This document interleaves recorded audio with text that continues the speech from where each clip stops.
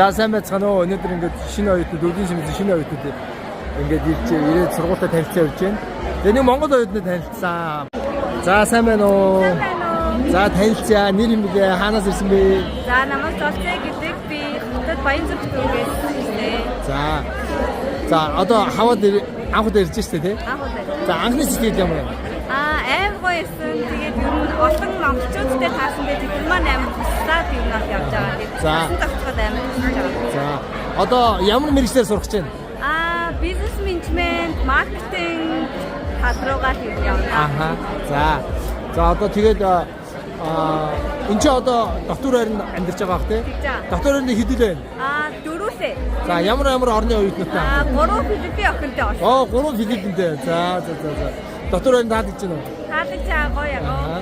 За англи хэлийг сурсан болоод ирж байгаа шүү дээ. Тэгэхээр англи хэлийг сурсан ганц нууц аргаас хуваалцаач. Одоо ирээдүйд ирж байгаа дүнстэй зөв.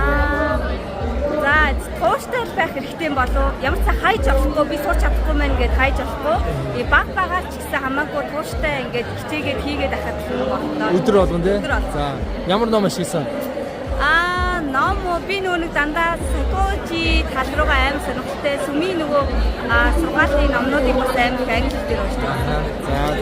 За одоо өөр ингээд ирээдүйд ирж байгаа дүнстэй хандаад зөвлөгөө нэ одоо их сургууль сурч байгаа дүнстэй яаж бэлтгэх үү гэдэг юм уу? Зөвлөгөө гэх юм бол бас л ер нь бол хайж болохгүй, бууж өгч болохгүй, би чадахгүй байна гэд би хаяараа тэгээд үргэлж одоо явсан ах эгчнээс асуугаад холбоотой байгаад тэгээд гоё хичээгээрэл гэж хэлээ да. За. Юу энэ сургууль анхудаа аплайсэн өөр олон удаа аплайсэн. Өмнө нь би юутаа явж байгаад тэгээд виз маань гараагүй.